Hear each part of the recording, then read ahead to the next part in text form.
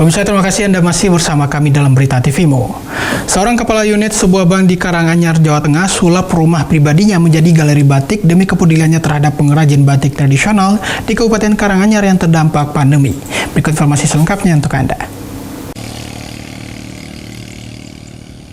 Pandemi COVID-19 membawa dampak yang luar biasa di segala sektor. Tidak terkecuali di sektor perekonomian, bahkan menimpa langsung pada para pengrajin batik tradisional di Kabupaten Karanganyar. Melihat situasi seperti ini, Heru Susanto, salah satu karyawan yang dipercayai sebagai kepala unit sebuah bank di Karanganyar, tidak tinggal diam. Beliau menyulap rumah tinggal pribadinya menjadi sebuah geria batik yang dinamakan Latar Jembar Batik and Craft. Inisiatif ini muncul karena kepedulian kepada para masyarakat, pelaku UMKM terutama para pengrajin batik tradisional yang terkena dampak pandemi selama ini.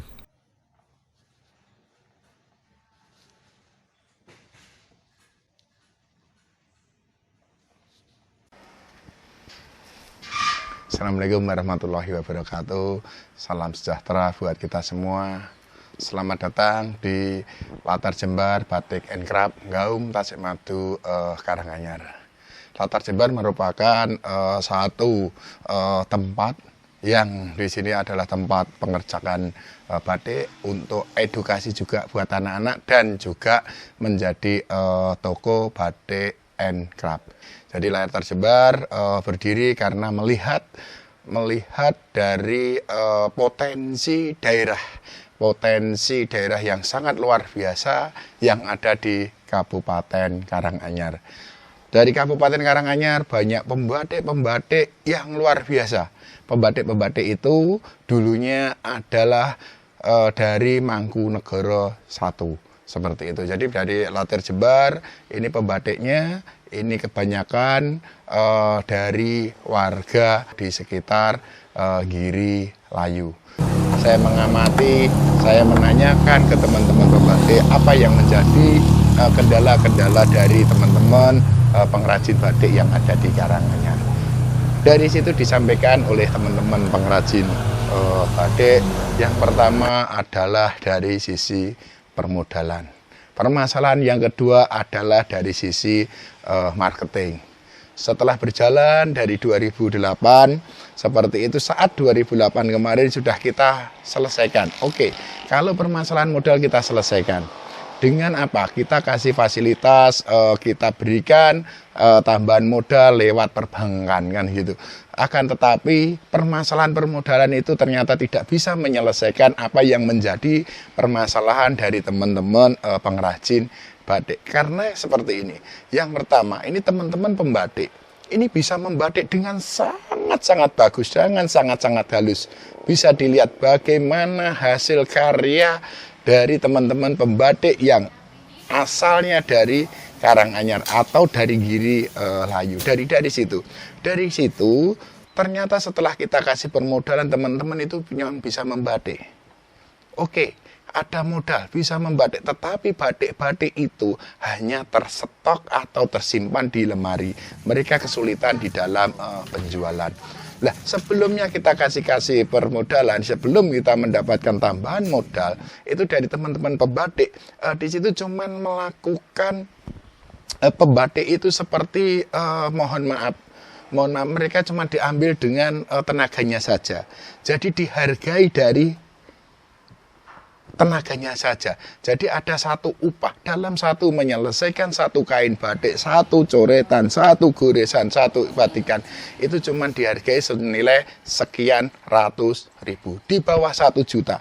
Padahal pengerjaan dalam satu kain batik, satu motif batik penyelesaian itu sekitar 6 minggu. Di sini ongkos yang didapat dari teman-teman batik ini tidak akan mampu bisa mensejahterakan teman-teman pengrajin di situ. Dan di situ juga lama kelamaan karena dari membatik tersebut tidak mendapatkan kesejahteraan atau upah yang bagus, tentunya di sini generasi muda lambat laun akan semakin sedikit meninggalkan membatik itu, beralih ke profesi yang lain, misalkan bekerja di satu perusahaan atau di tempat yang lain. Nah, Di sini belum terurai permasalahan di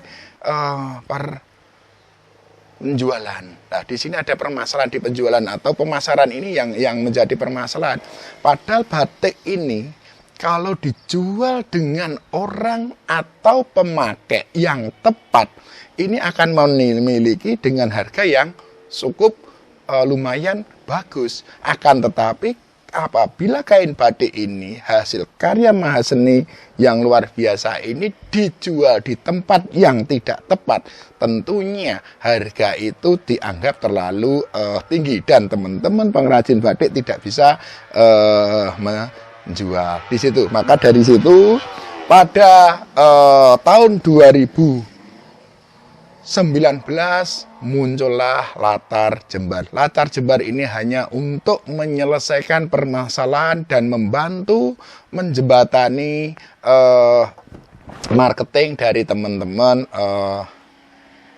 pengrajin batik di situ. Lah dari situ saya selaku owner dari Latar Jembar Batik and Craft berusaha untuk bagaimana caranya mengatasi atau menyelesaikan permasalahan-permasalahan dari teman-teman pengrajin batik yang ada di Karanganyar. Dan alhamdulillah sudah sangat nampak, sangat jelas dari teman-teman pengrajin yang tergabung dengan saya sudah boleh bisa memasarkan atau menjual karyanya, karya seninya dengan nilai yang cukup atau yang sesuai dengan hasil karyanya yang sangat bagus.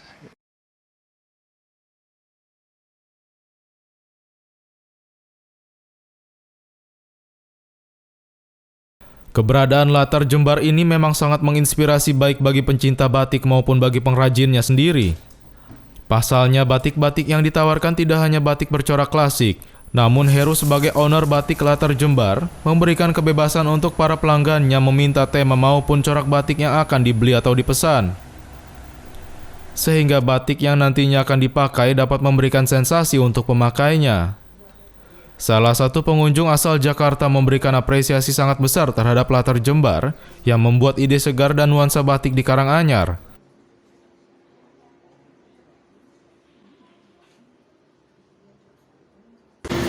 Alhamdulillah sekarang di daerah sini sudah ada batik, kemudian ada pengrajinnya. Batiknya juga sudah mulai beraneka, cuma mungkin jenis kain-kainnya harus ditambah yang katunnya lebih enak, tidak hanya mungkin jenis prima dan primis, tapi mungkin jenis kain lain yang juga kelihatan menarik gitu ya. Karena kalau misalnya hanya dua macam, ternyata kainnya terlalu biasa, mungkin orang-orang enggak begitu. Jadi tambah jenis kainnya, kemudian motif oke, ada yang klasik, silahkan juga pakai motif-motif yang baru. Tetapi terbuka untuk menerima macam-macam motif dari manapun supaya jadi nanti lebih maju. Saya pikir oke, semoga nanti berkembang makin bagus lagi, makin besar, dan ini bisa menjadi mudah-mudahan bisa jadi sentra batik di Karanganyar. Amin. Sriwidada memberitakan dari Karanganyar, Jawa Tengah.